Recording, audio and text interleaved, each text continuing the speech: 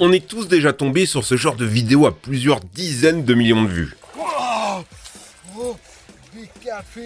Un œuf, un poulet, du dentifrice et des dizaines de poissons s'échappent. Un simple petit trou suffit à les voir se jeter dedans, une pêche miraculeuse.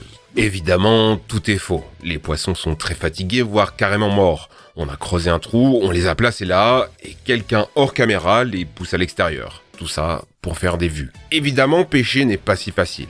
Avec presque 35 000 poissons différents, certains sont carrément légendaires, recherchés par les pêcheurs les plus aguerris, jusqu'à risquer la mort. Voici les 9 poissons les plus difficiles à pêcher. Le poisson le plus rare du monde. Au Nevada, au milieu de la vallée de la mort, se trouve un immense trou dans le sol, entouré de barrières et surveillé 24 heures sur 24. C'est normal, il y a là un trésor. Ce que vous voyez, c'est le trou du diable, une grotte sous-marine préhistorique. Il y a 150 000 ans, la région était humide et couverte de rivières. Aujourd'hui, ce n'est plus qu'un désert aride.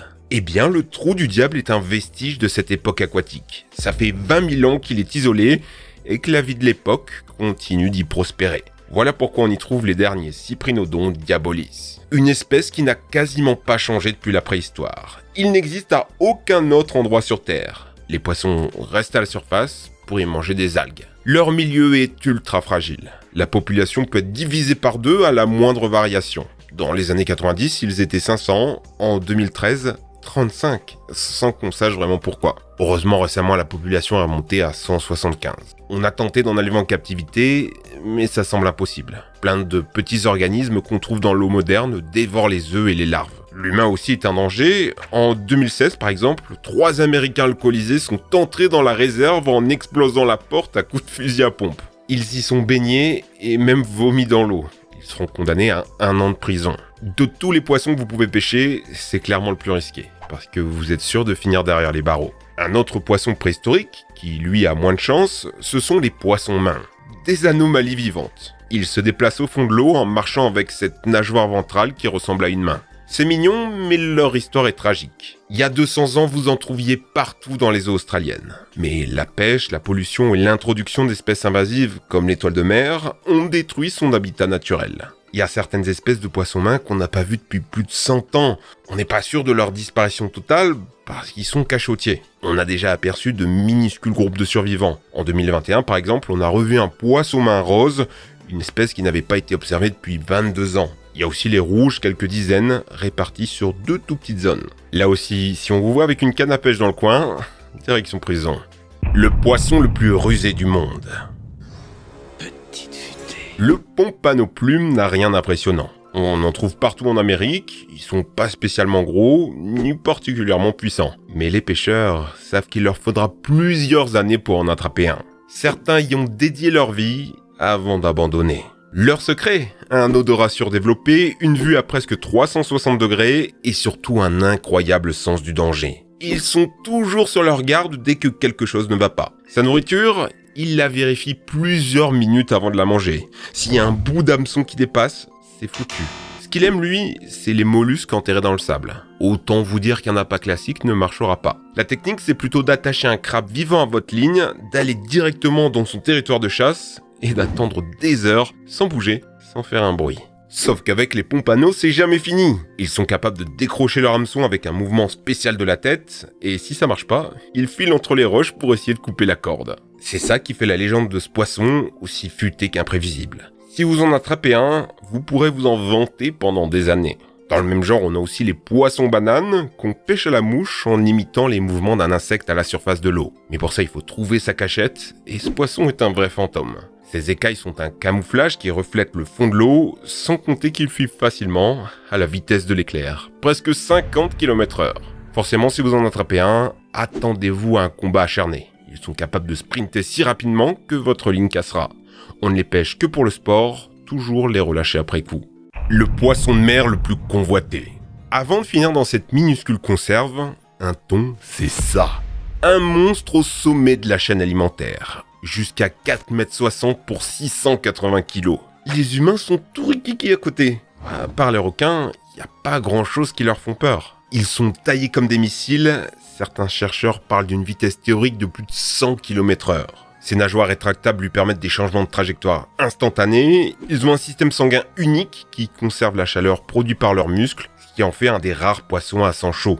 Et ce même en eau profonde, où il chasse à plus de 1000 mètres de profondeur. Comment un alpha prédateur comme lui a pu finir mélangé à de la mayo dans un sandwich? Non seulement c'est la honte, mais comment on pêche quelque chose d'aussi puissant? Bon, la technologie, Des gros radars pour détecter les bancs de migration, d'immenses filets pour les encercler, et des moteurs surpuissants pour contrecarrer leur force. Non, effectivement, c'est pas très chevaleresque. D'autant plus que dans les filets, on remonte plein d'autres espèces, dont les dauphins. Voilà pourquoi certains militent pour abandonner cette méthode et repêcher les thons à la ligne. Du 1 contre un pêcheur. Et autant dire que dans ce scénario, vous n'en auriez pas souvent dans votre assiette. Sortir de l'eau un monstre de 200 kg, même avec des cannes modernes, c'est pas à la portée de tout le monde. C'est encore plus vrai pour ceux qui les chassent au harpon. S'ils sont pas mortellement touchés, ils sont largement capables de vous assommer ou de vous entraîner au loin. Parmi les 15 espèces de thon, le thon rouge, c'est vraiment le saint graal. Ça vaut une fortune. Au Japon, les plus gros peuvent se vendre 1 million d'euros, mais même sur les marchés français, le kilo est déjà à 30 euros. Faut dire que la surpêche l'a rendu très rare. Il ne reste que 3% des thons rouges qu'il y avait dans le passé, avant qu'on ne les chasse industriellement. Mais est-ce qu'il y a encore plus puissant que le thon?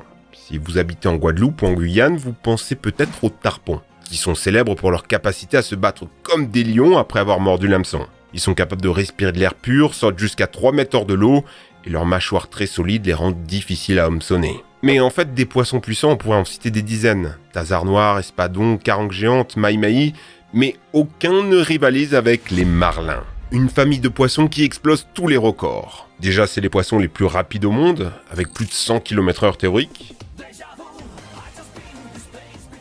Les marlins vont mettre votre matériel à l'épreuve. Ils sont réputés pour ne jamais lâcher, sauter hors de l'eau, se battre jusqu'à ne plus avoir d'énergie. Le plus iconique, c'est clairement le marlin bleu, le logo de l'association des pêcheurs sportifs. Sous l'eau, vous pouvez les voir briller et changer de couleur. Ils sont très sensibles et détectent facilement les mouvements, en plus d'avoir une mâchoire solide dans laquelle l'hameçon a du mal à se planter. Rare, massif, incroyablement beau et ne pouvant être attrapé que par des pêcheurs chevronnés, c'est l'icône absolue du poisson qu'on ne pêche qu'une fois dans sa vie. Le poisson d'eau douce le plus convoité, le maskinongé. Ce nom ne vous dit peut-être rien parce qu'on n'en trouve qu'en Amérique du Nord. Son surnom, c'est le requin d'eau douce, la plus grande espèce de brochet au monde. 1 mètre de long pour une dizaine de kilos. Une mâchoire recouverte de centaines de dents, dont les plus grosses font jusqu'à 2 cm. Poisson, grenouille, canard, même les rats, il mange tout. Il n'a aucun prédateur. On ne le pêche pas pour le manger, mais pour le sport. Attraper un musky, c'est la classe. Un trophée de pêche tellement iconique qu'on le retrouve dans de nombreux jeux vidéo. Dans Red Dead Redemption, par exemple. Qu'est-ce qui le rend si difficile à pêcher? Déjà, compliqué de les trouver. Il y en a peu, ils vivent seuls ou en petits groupes, se déplacent constamment, vous ne les retrouverez jamais au même endroit. En plus, ils mordent pas au même hameçon selon la température. En automne, ils préfèrent les gros, alors qu'au printemps, c'est les petits. Plutôt méfiants, rares sont les touches. Et même si un musky mord, c'est loin d'être fini. Vous avez intérêt à avoir une canne solide et de l'expérience. Malgré leur taille, ils sont très puissants et très endurants, capables de résister plusieurs minutes. Leurs dents peuvent couper la ligne, et une fois sur le bateau, gare à vos doigts, Nombreux sont les pêcheurs à en avoir perdu par inattention. C'est pour ça qu'autant de gens le pêchent, pour l'adrénaline.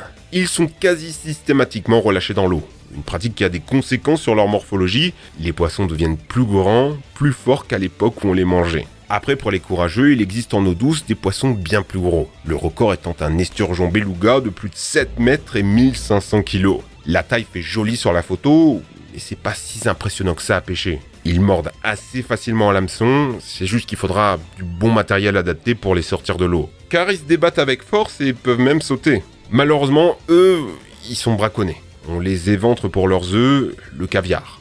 La surpêche les a rendus assez rares à l'état naturel. Ce sont des poissons qui vivent très vieux, jusqu'à 100 ans, et se reproduisent lentement. Certaines espèces sont en voie d'extinction, il en reste moins de 100 individus. Le poisson le plus dangereux à pêcher.